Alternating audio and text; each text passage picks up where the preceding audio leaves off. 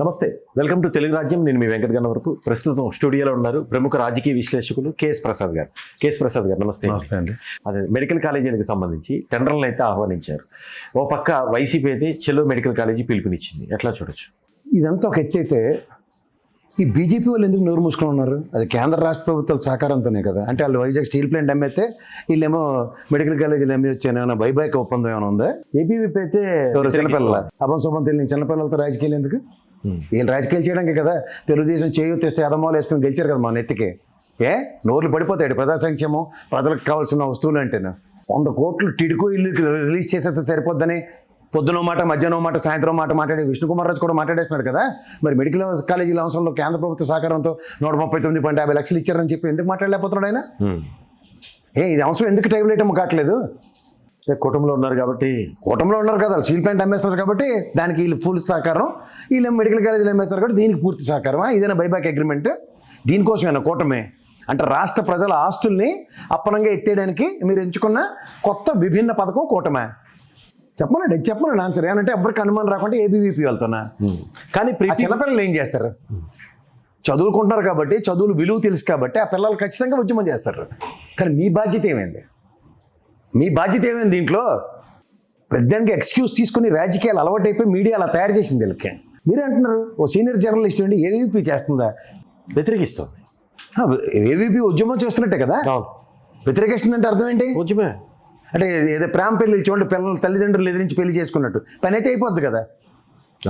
చేత జీవోలు రిలీజ్ చేస్తారు. నారాయణ గారు యథాన్ని పెట్టడానికి జీవోలు రిలీజ్ చేస్తారంటే చెప్పండి, నాకే అభ్యంతరలే. నారాయణని ఉద్యమకారుడా, లేకపోతే ఏ ప్రాతిపదిక మీద రాజకీయ ఆరంభకుడా, లేకపోతే ఆరంభ సౌరత్వాలు పలికే వ్యక్తి, కేవలం బిజినెస్ చేసేవాడి రాజకీయాలకు కూడా తీసుకొచ్చి ప్రజాస్వామ్యాన్ని కూడా రాజకీయాలు చేసేస్తామని తీసుకురండి. రాజ్యసభలో తీసుకెళ్ళి చేస్తారు, బిజినెస్లు చేస్తారంటే ఓకే. మీరు చెప్పినట్టు పిపిపి పద్ధతిలో టెండర్లు పిలిచారు కాబట్టి నారాయణ తీసుకుంటాను ఛాన్స్ వాళ్ళకే ఉంటాయి. మిగిలిన భయం ఎవడ భయం అనుకుంటుంది కదా. రాయలసీమలో జగన్మోహన్ రెడ్డి తెలిసిన భయం ఉన్నాడు, సీఎం రమేష్, బీటెక్ రవి ఇలాంటి వాళ్ళందరూ ఎగేసుకుని వస్తారా? ఆయన మోమాట లేకుండా నెక్కచ్చిగా చెప్పాడు. మా అయితే ఇంకో టర్మ్ గెలుస్తారేమో చూద్దాం. అయితే గీత అయితే ఇప్పుడు ఎవరు కదా. బీజేపీ మౌనం దేనికి వహిస్తుంది? ఇప్పుడంటే కామినేని గారు కాదు కదా, 17 సంవత్సరాలు మెడికల్ ఎంబీబీఎస్ చదివిన సీట్ కాదు కదా. ఎందుకే అడుగుతుంటాను ఇప్పుడు ఏ నిమిషాన్ని కానివ్వండి, ఈ బీజేపీ వల్ల రాష్ట్రానికి ఏం ఉపయోగం అని. అంటే ఇక్కడ వాళ్ళకి పెద్దగా ఓట్లేవు కాబట్టి రాష్ట్రాన్ని అమ్మేస్తారు ఇష్టం వచ్చినట్టు. ప్రభుత్వ రంగ సంస్థల్ని, ప్రభుత్వం స్థాపించిన మెడికల్ కాలేజీని వాళ్ళకి నచ్చినట్టు అమ్మేయడానికి, వ్యాపారాలు చేయడానికి వస్తున్నారు బీజేపీ వాళ్ళు. చేయూత పథకాల కింద టీడీపీ ధర్మం అని మీరు చెప్తున్నట్లు మెడికల్ కాలేజీ పీపీపీ విషయంలో జోక్యం చేసుకుంటే విశాఖ దాంట్లో విభాగాల వారీగా ప్రైవేటీకరణ వాళ్ళకి తెలుగుదేశం జోక్యం చేసుకోకుండా బైబ్యాక్ అగ్రిమెంటా? ఇప్పుడు ఇన్ని బీగాల పైన పల్లా శ్రీనివాసరావు గారు, పవన్ కళ్యాణ్, చంద్రబాబు నాయుడు గారు వీళ్ళందరూ మాట్లాడిన స్టీల్ ప్లాంట్ విషయాలే కదా. మాట్లాడి ఎలక్షన్ ముందు మాట్లాడడం అని అవే కదా. వాళ్ళు అడ్డుపడితే ఇప్పుడు 164లో టీడీపీ సభ్యులు మొత్తం దీనికి అడ్డుకట్ట పడుతుంది కదా. మరి అందుకని దీన్ని వదిలేశారా?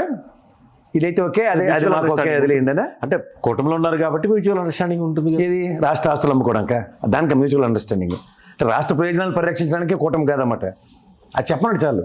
చెప్పండి సార్. మీరు అనుబంధ సంస్థే కదా బీజేపీకి. ఏది 6,000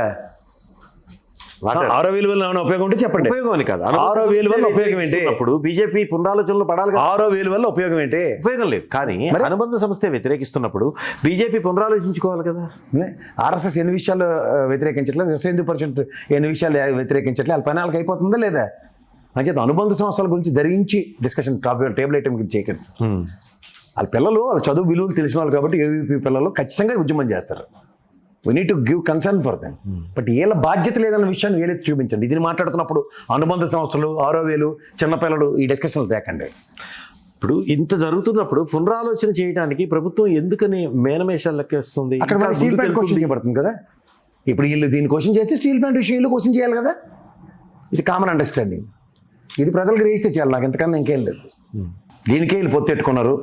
రాష్ట్ర ఆస్తులు ఆరతపల్లిలో అలా శంకరాభరణంలో శంకరశాస్త్రి కట్టి ఆరతపల్లిని పెట్టి తిప్పినట్టు అరచేతిలో కర్పూరం వెలిగించి మనకి అయ్యి బాబు వాళ్ళకి మంటంతా లోరుస్తున్నారు అనిపించుకునేలా చేసి కర్పూరం ఆరతపల్లిలో పెట్టి తీసుకెళ్ళిపోతున్నారు.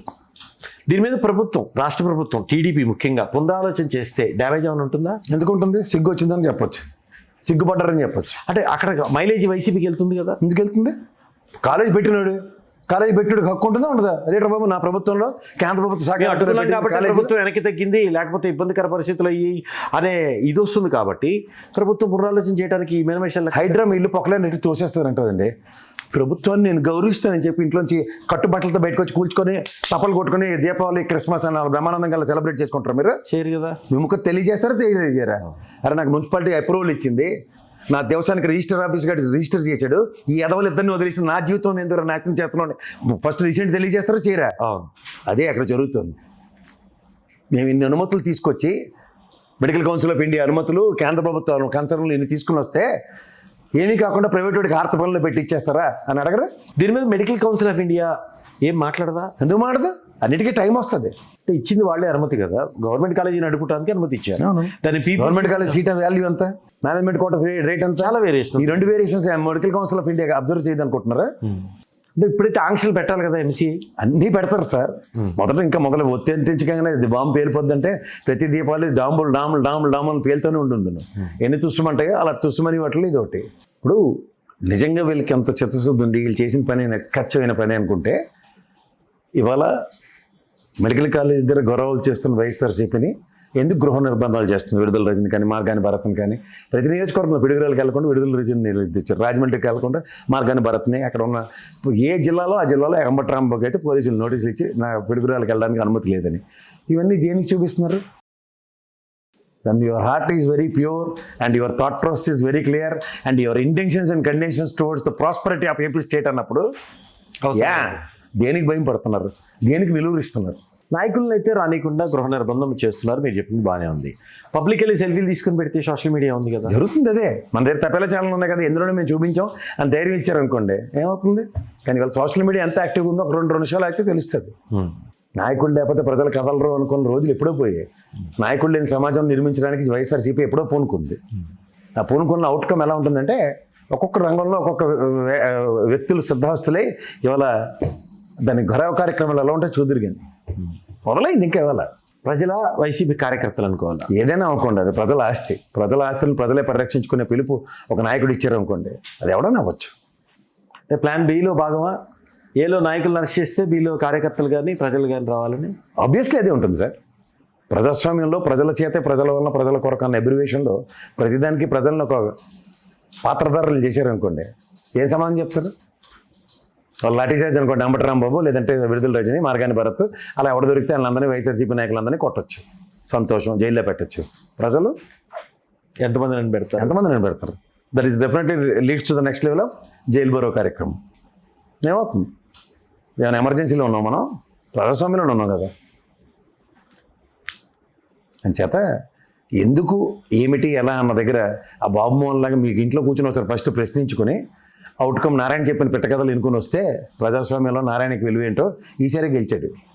నేను మొన్న చెప్పినట్టు మీకు వయోపరిమితి విషయంలో ఎన్టీఆర్ మేనమేషాలు లెక్క పెట్టలేదు కదా, వెనక్కి తగ్గడానికి పెట్టారా? వీడు తగ్గేదేటి పోయేదేటి, రెండోసారి ఆయన ఇంట్లో కూర్చోబెట్టారు అందరూ. అది వేరు. నేను అనేది అది కాదు. వయోపరిమితి విషయం బిల్లు మీద ఆయన వెనక్కి తగ్గి ఉపసంహరించుకున్నారు కదా, ప్రజలకు ఇబ్బంది అవుద్దని. అలా ఎందుకు ఫాలో మిగతా ప్రభుత్వం? నేను అదే చెప్తున్నాను సార్. ఎంప్లాయ్మెంట్ విషయంలో కన్సర్న్ అన్న దగ్గర అతన్ని తప్పుదారి పట్టించిన వాళ్ళ గురించి ఆలోచించే మనస్తత్వం కొంతమంది నాయకులకు ఉంటుంది. అందుకే వాళ్ళని మహానాయకులు అంటారు, వాళ్ళని ప్రజానాయకులు అంటారు. ప్రజల కోసం నేను ఒక మెట్టు తగ్గినా ఒక మెట్టు ఎక్కినా అన్న దగ్గర ఆలోచించే దానికి మీనమేషాలు లెక్క పెట్టడానికి మహానాయకులకి నాయకులకి అదే తేడా. అతను ఒక్క క్షణం ఆలోచించలేదు. ఎంప్లాయీస్ డిసెంట్ తెలియజేయడంలో వాళ్ళు తెలియజేసిన డిసెంట్కి అతను ఇన్స్టెంట్ రియాక్టివ్ మోడ్లో తనకి సమాధానం చెప్పాడు. అందుకే అతను మహానాయకుడు అన్నాడు. వీళ్ళు దింపేసినంత మాత్రం ఎన్టీ రామారావు గారిని ఎవరైనా చరిత్రలో జరపగలరా? ఈ రోజుకి మనం సందర్భం వచ్చినప్పుడు మహానాయకుడనే మాడుతున్నాం, గొప్ప నాయకుడనే మాడుతున్నారు తప్ప ఆయన ఎవరు తక్కువ చేయట్లేదు కదా. ప్రజారంజక పాలన, ప్రజాస్వామ్య హితంగా పరిపాలించిన వాళ్ళు చరిత్రకారులు, చరిత్ర పురుషులు.